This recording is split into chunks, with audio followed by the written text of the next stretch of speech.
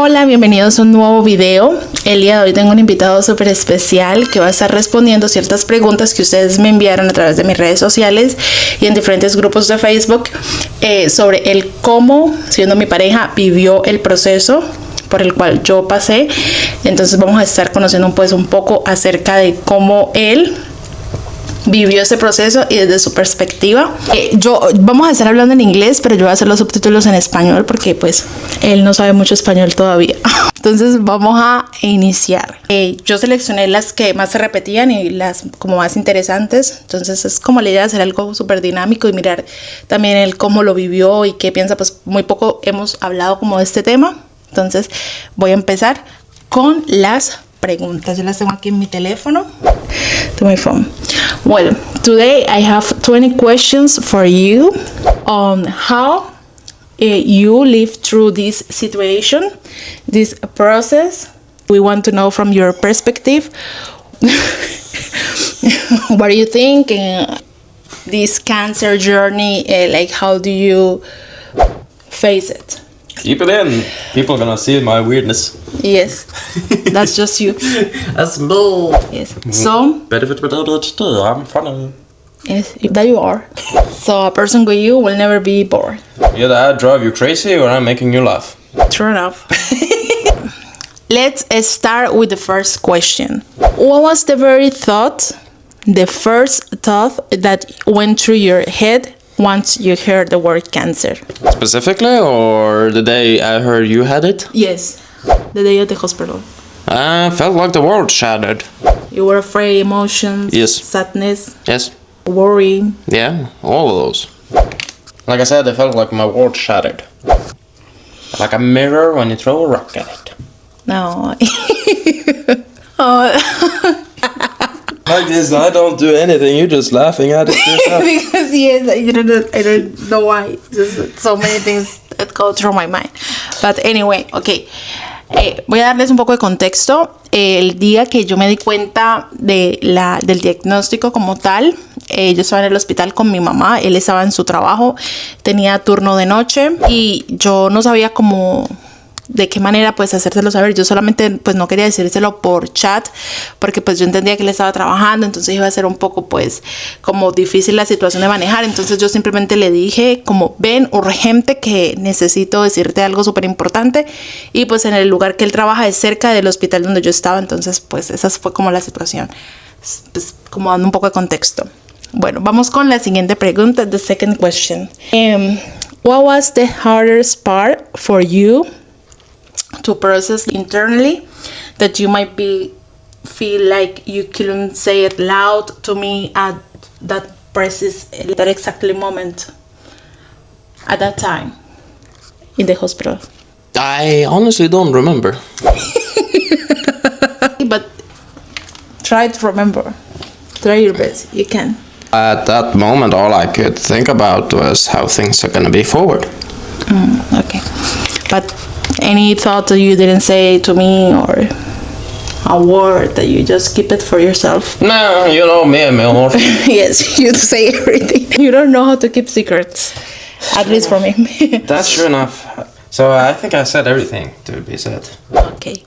The third question, la tercera pregunta, is our relationship dynamic must have changed overnight.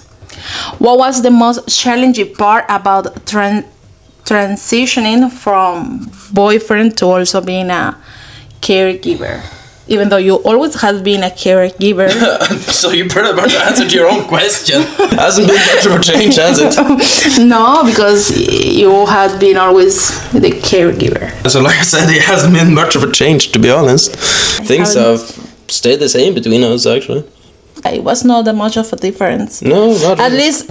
Maybe in the beginning we didn't spend that much of the time together. No, mostly because you were first locked into the hospital and then you couldn't be close to me in case I had some sickness and stuff. Yeah. And compared to where I'm working, we did not know how. Well, my place is clean, so you know I'm fucking sterile with both my hands. But it was more because, yeah, it was most likely always at the hospital. Yes. And also because, like you said, you were sick back in that time. Yeah, you were with a little fever. Yeah, there was a little fever with me too. And also, like I said, where I work, yes, my hands are always sanitized quite a lot, but we did not know how the blood from the fish, the salmon, would infect your body. So sometimes I could be covered in fish blood. Of course, I could take a shower, but I couldn't directly come visit you right after work. And sometimes, yeah, my work is not often with the fish, it's sometimes logistic. So I'm driving forklift and all that, but we don't know the things that, like, yes, everything is supposed to be clean, but also sometimes I'm loading, so you don't know what is inside the trucks. Sure enough. The dust and the dirt on the trucks. So most of the time I couldn't visit until you got more better Immune system. Yeah, that's true. In the first part of the week we couldn't visit much before you because I was more worried to get you sick and all that. And yes, you didn't quite like that I couldn't visit you that much, but I was just more scared to visit you to get you sick.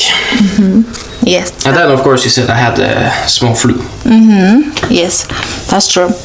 Okay, now move to the next question. And during the toughest days, who or what was your own support system? Like, I know that I was at the beginner almost every day at the hospital, going back and forth, sometimes I stay there, and I know that you were alone. And when you were alone, how do you feel? Like, what was like your emotions? I know that you need, but you support yourself.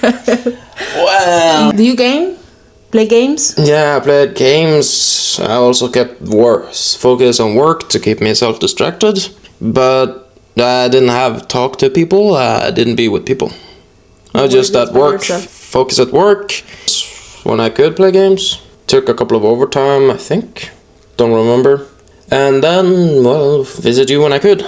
But mostly I was just home or at work focusing on that. Okay.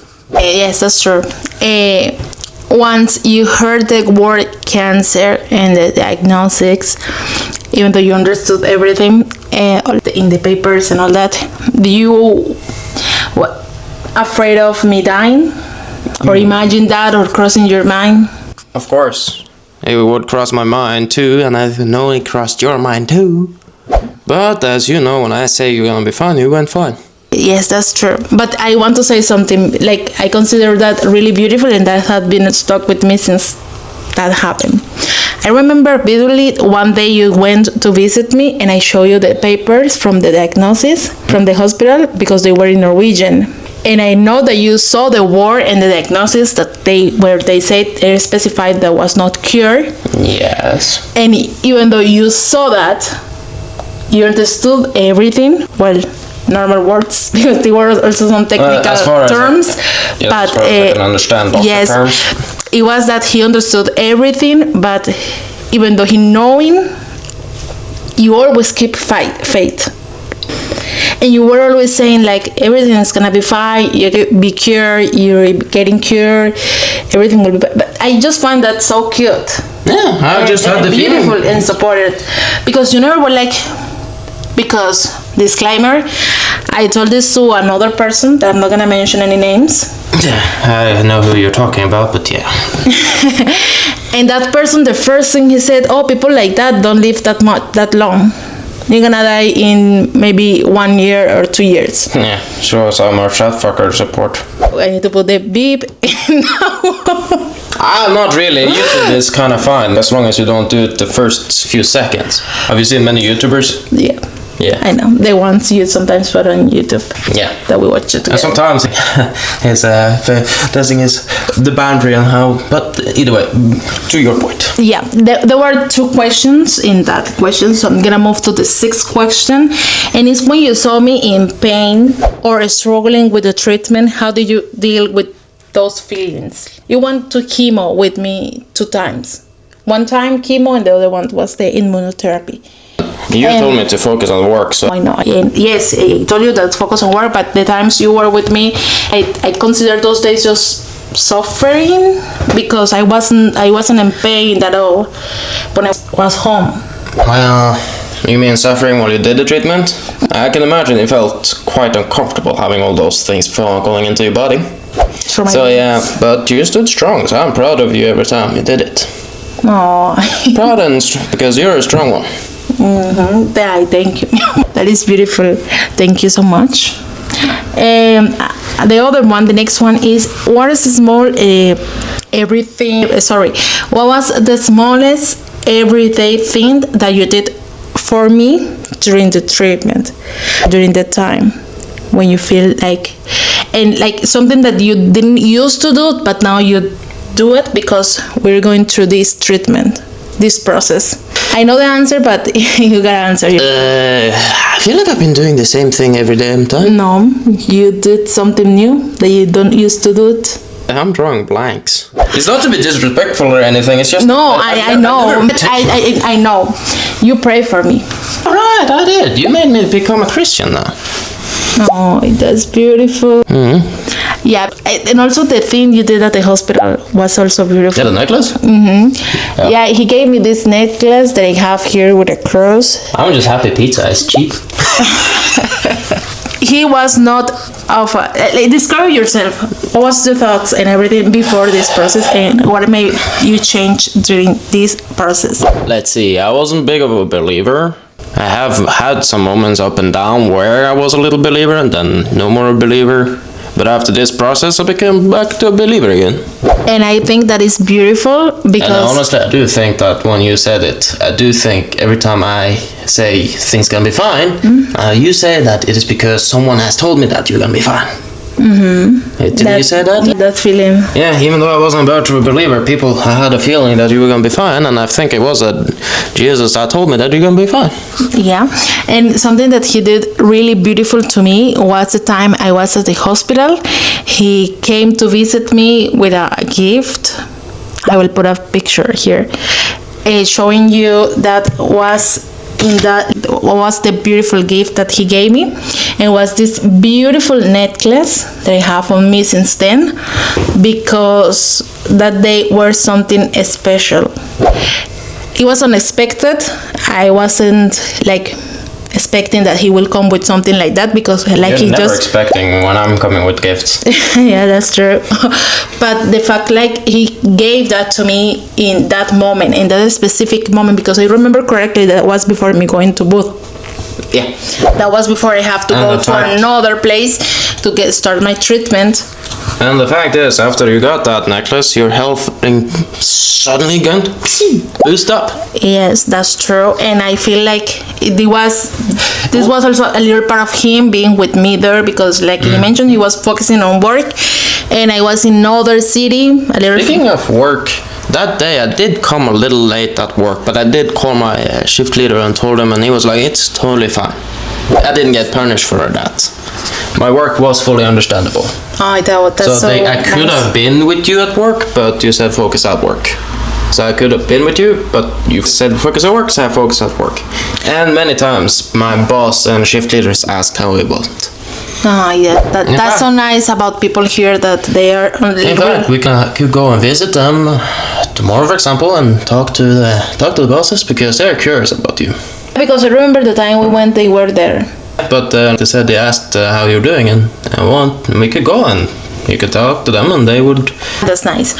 Yeah, that we can do. That was something really beautiful that he did that day. And I remember that my mother said to me, because I remember I was told that I will go to start my treatment in another place that is a little bit far away from here. I need to take an airplane. And before that, we need to prepare stuff like clothing and things for us, for my mother and I. And my mother, you pick up my mother, right? Yes. Then you drive back. And on the way back to the hospital, like I mentioned before, it's the same place where he worked, the same city, I can say. He just came with that, and my mother said to me like, oh yeah, I asked, when he was driving back, I was like, why he's not, because it has a turn when you're getting into the city, they had a turn to the left to go to the hospital, but he drive forward. And my mother was like, where he's going? And he said, I don't think it Google was Translate. Yeah, we Google Translate. Yeah, because she told me that he said, le voy a comprar algo a mi dama, a mi mujer, como algo así. Pues en el traductor de Google. Entonces mi mamá me dice, and then he came with the beautiful gift. And since then, yes, it was like a little bit part of him being with me always, all the time, because he was working, and it's really beautiful, and I just love it and I appreciate it. Thank you so much. You're welcome. And like I said, I'm glad pizzas are cheap. Yeah, because it was not cheap, I guess. No, and I could have gone for the golden necklace made out of gold, but the problem is that they are softer and they would break more easily. That's true. And also more expensive somehow. But this one looks like gold, but they are more stronger too. And I would like durability. But the cross is gold. That is gold. That is the more important. The necklace is like, it doesn't matter, to be honest. It's more important is the crucifix. Yeah, and that is beautiful. And if I would go for the golden necklace too, that one I wouldn't have even had money for pizza. But like I said, this one is stronger than necklace, so it would handle a lot more. Yep. Gold is a little too soft, so they would have easily broken. And if you went to, for example, travel and the necklace broke somehow, you would have lost it. And I did not want that, so I gave you a stronger necklace. It's basically, I think it's steel with golden flakes on it. Don't remember. Now let's move to the next question. Be completely honest. Am I not honest? Yes, you're always honest. That's true. Did you ever allow yourself to think about the worst case scenario? And how did you pull yourself back together from those thoughts? My thoughts. Of course I do. Yes, there were the worst case scenarios and they were haunting me, but like I said, focusing at work to try and distract myself from that. That's good. That was smart. And as well, like you said, I need work to try and disengage from it, but now I have Jesus to help me with my thoughts too. That's true, and that's beautiful. What was a moment where I surprised you with my strength or attitude? And since the beginning. Okay, that's nice to know. Well, yes, it was heavy, but you didn't give up. Many would have basically given up on that point when they got the diagnosis. Yeah. But you said, I'm gonna go through the treatment. I'm gonna fight. And from that day, you were strong. Yes. Well, you've always been strong, but you know what I mean. Yes, I know, I get it. How did you handle questions or comments from friends or family or even the strangers about my health? They asked how you were doing, that's all they did. They didn't ask anything more. Okay. Because here in Norway, people know cancer is a touchy subject. So all they did ask was just how you were doing. And since you always went better and better, I gave them the information, and they were so happy to hear that. And just only one person that did not be happy. Yeah, but let's omit that part. It doesn't matter.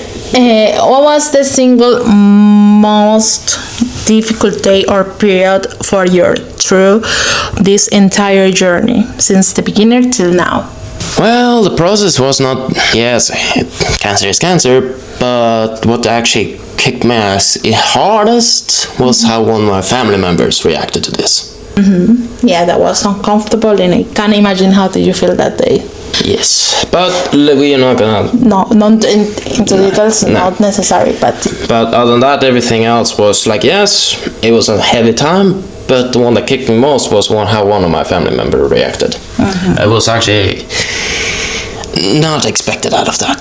That is okay. Every people assume and go through this or react differently, so yeah, that's okay. But like I said, I was always having faith that you would be fine. I told you you would be fine, and if you didn't be fine and you died, I would come back and haunt you in the gut. I would come and get you in whatever you ended up in, because you ain't getting rid of my dumb ass. What about us, like our relationship or our memories gave you the most strength to keep going on the harder days, for example? I think all the times that we spent together. I just didn't want to lose you.